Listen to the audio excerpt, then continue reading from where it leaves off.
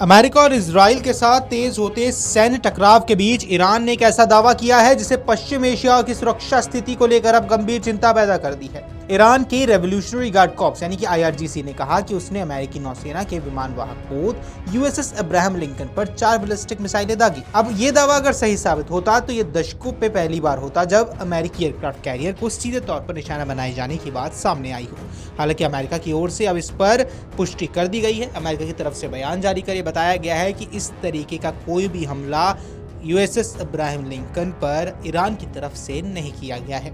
आपको बता दें, IRGC ने अपने आधिकारिक बयान में कहा है कि हमला ऑपरेशन 2 प्रॉमिस 4 के तहत किया गया है।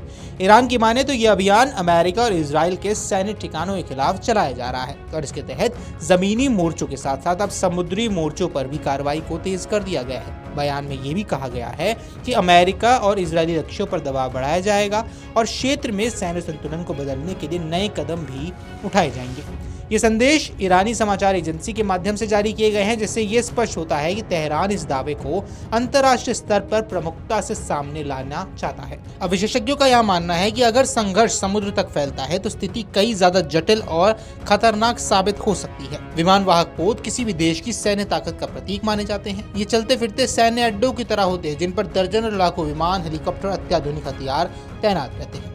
ऐसे पोत पर हमला करने का दावा अपने आप में एक बड़ा रणनीतिक संदेश भी होता है।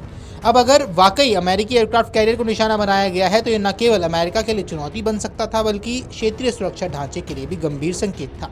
इससे ये आशंका बढ़ जाती कि संघर्ष अब केवल सीमित हवाई या जमीनी हमलों तक सीमित नहीं रहेगा बल्कि समुद्री मार्ग और अंतर्राष्ट्रीय जल क्षेत्रों तक भी फैल सकता है। अब ईरान के दावे की माने तो इन्होंने 4 बैलिस्टिक मिसाइल दागी हैं। लक्ष्य अमेरिका का विमान वाहक पोत USS अब्राहम लिंकन था।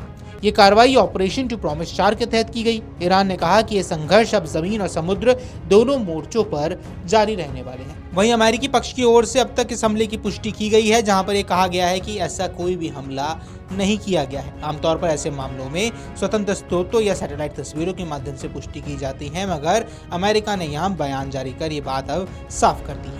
साथ ही अमेरिका और इजराइल द्वारा ईरान पर हाल ही के हमलों के बाद क्षेत्र में जवाबी कार्रवाई का सिलसिला शुरू हो गया था। आपको बता दें, इससे पहले भी ईरान चेतावनी जारी कर चुका था कि यदि उसके ठिकानों को निशाना बनाया जाएगा तो वह करारा जवाब जरूर देगा और इस चेतावनी को ही वास्तविक रूप देने की कोशिश के रूप में भी अब ये बयान जो जारी किया गया है अब्राहम लिंकन पर अटैक का, इसे माना जा रहा है। और विशेषज्ञ ये भी मानते हैं कि अगर अमेरिकी युद्धपोतों को लगातार निशाना बनाया जाता है तो अमेरिका की प्रतिक्रिया और ज्यादा आक्रामक हो सकती है। ऐसे में और ज्यादा तबाही देखने को भी मिल सकती है। Video desk अमरुजाला.com।